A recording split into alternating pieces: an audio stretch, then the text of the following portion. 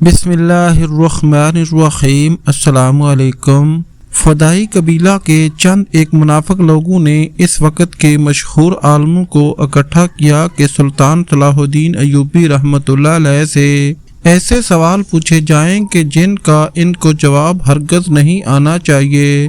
فدائی قبیلے میں یہ اعلان کیا گیا کہ جو سب سے زیادہ مشہور عالم ہیں، جن کے پاس علم کا سمندر ہے، وہ لوگ آج سردار کے پاس حاضر ہوں۔ جب تمام بڑے یہودی عالم اکٹھے ہوئے تو فدائی قبیلے کے سردار نے کہا کہ تم لوگ ایسے سوال بناؤ جن کا جواب سلطان کو نہیں آنا چاہیے۔ اگر سلطان کو جواب نہ آیا تو میں تم سب کے لیے الگ الگ جنت بنواؤں گا، جو تم منہ سے نکالو گے تمہارے لیے وہ پیدا کروں گا۔ تمام عالم بہت ہی خوش ہوئے۔ اسی سردار کے محل میں ایک بوڑھی عورت کام کیا کرتی تھی۔ اس نے کہا کہ سردار میں بھی ان کے ساتھ جاؤں گی۔ سردار نے کہا ابھی بڑھیا میری پوری بات ختم نہیں ہوئی، بے شک تم بھی ان کے ساتھ جاؤ۔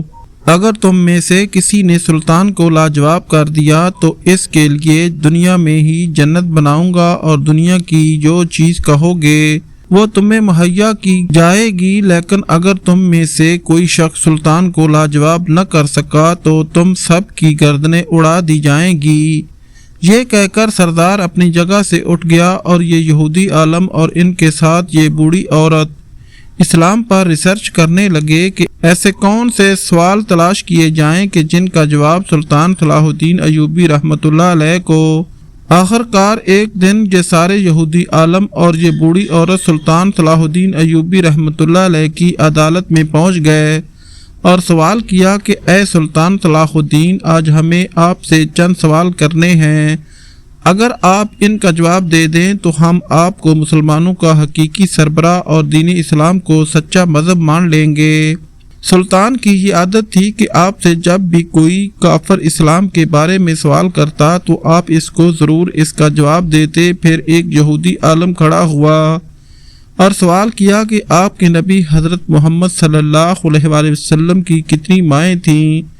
یہ سنتے ہی سلطان صلاح الدین ایوبی کے سپاہیوں نے تلواریں نکال لیں کہ شاید یہ یہودی آپ صلی اللہ علیہ وآلہ وسلم کی والدہ کے بارے میں گستاخی کر رہا ہے۔ لیکن سلطان نے اپنے سپاہیوں کو منع کیا اور کھڑے ہو کر دونوں ہاتھ باندھ کر جواب دیا کہ سیرت مصطفیٰ میں حضور نبی کریم حبیب رب کائنات حضرت محمد صلی اللہ علیہ وآلہ وسلم کی رضائی ماؤں کی تعداد 6 ہے، جن میں 3 شادی شدہ اور 3 غیر شادی شدہ تھیں۔ سلطان صلاح الدین ایوبی رحمۃ اللہ علیہ نے بڑے زور و دبدبے سے کہا حقیقی ماں کے علاوہ اگر کوئی عورت کسی بچے کی پرورش اور دودھ پلائے تو وہ ایک اضافی ماں کا درجہ حاصل کر لیتی ہے، جسے ام رادہ رضائی ماں یا دودھ پلانے والی ماں کہتے ہیں۔ اس عورت کے شوہر کو بچے کا باپ کا درجہ دیا جاتا ہے، جبکہ اس کے بچوں کو بھی اس بچے کی حقیقی بہن بھائیوں کی طرح سمجھا جاتا ہے، اور اس کی ان میں سے کسی سے شادی نہیں ہو سکتی۔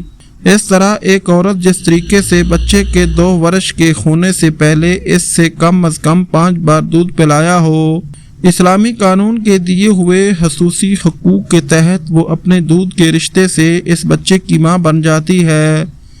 دودھ پینے والا بچہ رضائی ماں کے دوسرے بچوں کا مکمل طور پر بہن یا بھائی سمجھا جاتا ہے، یعنی کہ ایسا لڑکا اپنی رضائی بہن اور ایسی لڑکی اپنے رضائی بھائی کی محرم ہوتی ہے۔ کوئی دوسرا مذہب کسی دودھ پلانے والی ماں کو ایسا رتبہ نہیں دیتا۔ حضور صلی اللہ علیہ وآلہ وسلم کے رضائی بھائیوں کی تعداد 5 جبکہ رضائی بہنوں کی تعداد 2 تھی۔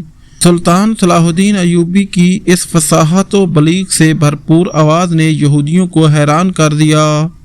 پھر ان یہودی عالموں کے ساتھ ایک بوڑھی عورت جو تھی، اس نے سوال کیا کہ اے سلطان یہ بتاؤ حضور صلی اللہ علیہ وآلہ وسلم نے کتنے دن تک اپنی والدہ مائزہ کا دودھ پیا؟ جب بوڑھی عورت نے یہ سوال پوچھا تو یہودی عالم بڑے خوش ہوئے کہ یقیناً اس کا جواب سلطان کو نہیں آئے گا، اور اس بوڑھی عورت نے بھی اس لیے یہ سوال پوچھا کہ اس کا جواب تو کیا سلطان کے وہم و گمان میں بھی نہ ہوگا۔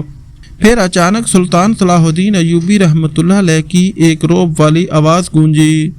سلطان نے نہایت ادب و احترام سے کہا اس کے بارے میں 3 مختلف روایات ہیں۔ پہلی روایت تو یہ ہے کہ 7 روز تک والدہ ماجدہ نے دودھ پلایا۔ دوسری روایات کے مطابق 4 روز تک آپ کی والدہ ماجدہ نے آپ حضور صلی اللہ علیہ وآلہ وسلم کو دودھ پلایا۔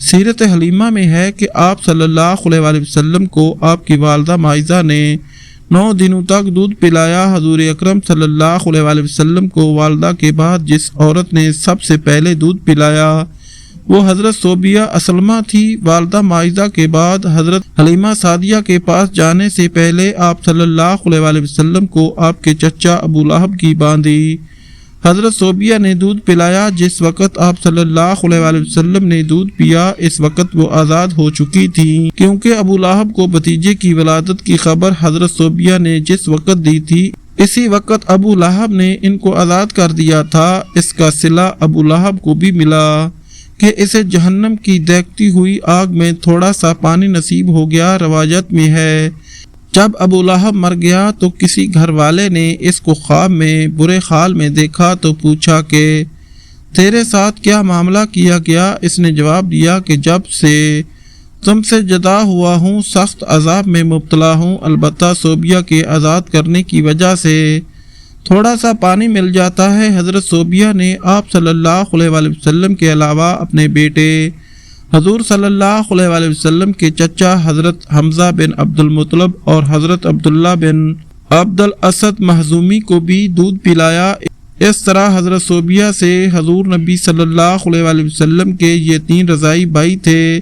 بعض حضرات کا کہنا ہے کہ یہ مسلمان نہیں تھی اور بعض حضرات نے بھی ذکر کیا ہے نبی اکرم کو جس کسی خاتون نے بھی دودھ پلایا وہ مشرف با اسلام ہوئی۔ حضور اکرم صلی اللہ علیہ وآلہ وسلم جب مکہ سے مدینہ ہجرت فرما گئے حضرت صوبیہ مکہ ہی میں رہیں۔ نبی کریم حضور صلی اللہ علیہ وآلہ وسلم مکہ جانے والے کے ہاتھ خصوصی طور پر حضرت صوبیہ کے لیے تحائف بھیجا کرتے تھے۔ غزوہ خیبر کے بعد 7 ہجری میں حضور صلی اللہ علیہ وآلہ وسلم کو اپنی پہلی رضاعی والدہ حضرت صوبیہ کے انتقال کی خبر ملی تو آپ غمزدہ ہو گئے۔ اس موقع پر خبر پہنچانے والے سے حضور اکرم نے پوچھا کہ حضرت صوبیہ کے بیٹے اور میرے رضاعی بھائی مسروق کا کیا حال ہے؟ آپ کو یہ بتایا گیا کہ مسروق تو حضرت صوبیہ سے پہلے ہی وفات پا چکا ہے اور اب ان کا کوئی باقی نہیں رہا۔ عربوں میں رواج تھا کہ نئے پیدا ہونے والے بچے کو خالص عربی زبان سیکھنے اور دیہات کی پاک و صاف آب و ہوا میں مخلوط تہذیب سیکھنے کے لیے کسی گاؤں میں بھیج دیا جاتا۔ شرفاء عرب میں جاری اسی دستور کے مطابق بنو سعد کی عورتیں شیرخوار بچوں کو مکہ آ کر تلاش کرتی اور مخصوص اجر و معاوضہ حاصل کرنے کی غرض سے انہیں لے کر جاتی۔ جس سال نبی اکرم صلی اللہ علیہ وآلہ وسلم کی ولادت باسعادت ہوئی تو حسب رواج بنو سعد کی خواتین مکہ آئیں جن میں حضرت حلیمہ سعدیہ بھی شامل تھیں۔ تمام خواتین نے آپ صلی اللہ علیہ وآلہ وسلم کے گھر کی خستہ حالت اور آپ کی یتیمی کو دیکھ کر انکار کر دیا تو حضرت حلیمہ سعدیہ نے اللہ سے برکت کی امید لگا کر اس یتیم کو لے لیا جو در حقیقت یتیم نہیں بلکہ در یتیم تھے۔ اس مولود کے مبارک ہونے کا احساس حلیمہ ان کے شوہر کو اسی وقت سے ہونا شروع ہو گیا جس وقت انہوں نے ان کو گود لیا۔ چنانچہ اگلے دن ہی ان کے شوہر نے اپنے احساسات کا ان الفاظ میں اظہار کیا: اے حلیمہ خوب جان لو بے شک تم نے ایک بہت ہی مبارک اور بابرکت بچے کو لیا ہے۔ یوں حضرت حلیمہ حضور اکرم صلی اللہ علیہ وآلہ وسلم کی دوسری رضاعی ماں بنی۔ حضرت حلیمہ قبیلہ خوازن کی شاخ بنو سعد سے تعلق رکھتی تھیں اور آپ کے شوہر حارث بھی اسی قبیلہ کے تھے۔ حضور کے علاوہ حضرت حلیمہ نے اپنے بیٹے عبداللہ، اپنی 2 بیٹیوں انیسہ اور حذیفہ جسے شیمہ بھی کہا جاتا ہے اور ابو سفیان بن الحارث بن عبد المطلب کو بھی دودھ پلایا۔ حضرت حلیمہ سعدیہ نے آپ صلی اللہ علیہ وآلہ وسلم کو 2 سال تک دودھ پلایا۔ مدت رضاعیت مکمل ہونے پر دودھ چھڑا کر حسب معاہدہ آپ کو مکہ لے کر تو آ گئیں، لیکن ان کی تمنا تھی کہ اس مبارک مولود کو کچھ دنوں مزید رکھنے کی سعادت مل جائے۔ ادھر جب مکہ پہنچی تو معلوم ہوا کہ مکہ میں وبا پھیلی ہوئی ہے تو ان کی گزارش پر آپ کی والدہ اور دادا نے ان کی گزارش کو قبول کرنا ہی بہتر سمجھا۔ اس طرح آپ صلی اللہ علیہ وسلم دوبارہ حضرت حلیمہ کے پاس ہی رہے اور 4 سال کی عمر تک آپ صلی اللہ علیہ وسلم کے پاس ہی رہے۔ 4 سال کی عمر میں وہ آپ کو والدہ مائزہ حضرت آمنہ کے پاس لے کر آ گئیں۔ غزوہ حنین پر ایک دفعہ جارانہ کے مقام پر حضور اکرم صلی اللہ علیہ وسلم صحابہ کی محفل میں اچانک ایک عورت آئی جن کے لیے نبی پاک خود کھڑے ہو گئے اور اپنی چادر مبارک زمین پر بچھا کر اپنی جگہ پر بٹھا دیا۔ اصحابی رسول ابو الطفیل کہتے ہیں کہ میں نے صحابہ سے پوچھا کہ یہ کون ہے، تو صحابہ نے جواب دیا کہ رسول اللہ صلی اللہ علیہ وسلم کی رضائی ماں حضرت حلیمہ سعدیہ ہیں۔ حضرت حلیمہ کی وفات مدینہ میں ہوئی اور جنت البقیع میں آپ کو دفن کیا گیا۔ حضور صلی اللہ علیہ وسلم کی تیسری رضائی ماں حضرت ام فروہ تھیں۔ ابھی سلطان صلاح الدین ایوبی رحمۃ اللہ علیہ اپنا بیان جاری رکھے ہوئے تھے کہ وہ بوڑھی یہودی عورت بولی کہ سلطان یہ بتائیے وہ کون سی 3 عورتیں ہیں جنہوں نے کنوارے پن میں آپ صلی اللہ علیہ وسلم کو دودھ پلایا، یعنی کہ وہ کنواری تھی، ان کی شادی تک نہیں ہوئی تھی تو ان کی چھاتیوں میں دودھ بھی آ گیا، اور ان کا نام کیا تھا یہ سن کر سلطان صلاح الدین ایوبی رحمۃ اللہ علیہ کی آنکھوں میں آنسو آ گئے اور فرمایا کہ کیا شان ہے میرے مصطفیٰ کی، تم تمام یہودی مرد و خواتین اگر جان جاؤ تو تم لوگ اس ساری دنیا کو لٹا دو اور نبی اکرم صلی اللہ علیہ وسلم کے پیار کو، ان کی اداؤں کو اپنا لو۔ پھر سلطان صلاح الدین ایوبی رحمۃ اللہ علیہ نے کہا کہ سیرت نگاروں نے لکھا ہے کہ آپ صلی اللہ علیہ وسلم کو بنی سلیم کی 3 کنواری لڑکیوں نے بھی دودھ پلایا۔ انہوں نے اپنا سینہ جو ہی نبی اکرم صلی اللہ علیہ وسلم کے منہ سے لگایا، دودھ جاری ہو گیا جسے آپ صلی اللہ علیہ وسلم نے پیا اور اتفاق کیے کہ ان تینوں کا نام عاتقیہ تھا۔ بے شک یہ بھی حضور اکرم صلی اللہ علیہ وسلم کے بچپن کے معجزوں میں سے ایک عظیم معجزہ ہے۔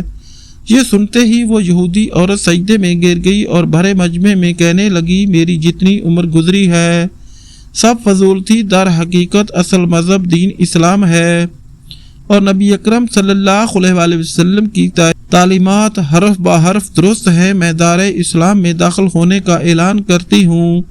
یہ سنتے ہی وہ تمام یہودی عالم جو اس بوڑھی عورت کے ساتھ آئے تھے انہوں نے بھی اسلام قبول کر لیا اور سلطان کے سامنے بھرے مجمع میں کہنے لگے کہ آپ سب لوگ گواہ ہو جاؤ کہ ہم دائرہ اسلام میں داخل ہوتے ہیں، اور سلطان نے انہیں کلمہ پڑھایا تو ایک یہودی عالم بولا کہ اگر فدائی قبیلے کا سردار ہماری گردنیں اڑا بھی دے تو اب ہمیں پرواہ نہیں، کیونکہ ہماری زبان پہ یہ کلمات ادا کرتے ہی ہمیں وہ سکون و آرام میسر ہوا ہے جو زندگی ساری کبھی نہیں ہوا۔ آج ہم محمد صلی اللہ علیہ وسلم کے نام پر گردنیں کٹانے کو تیار ہیں۔ اللہ اکبر۔ ناظرین، آج کی کہانی یہاں پر ختم ہوتی ہے۔ ناظرین، اگر ہماری ویڈیو اچھی لگے تو ہمارے چینل کو سبسکرائب کریں، لائک کریں، شیئر کریں اور اللہ تعالیٰ کے کسی ایک نام کے ساتھ کمنٹ ضرور کریں۔ شکریہ۔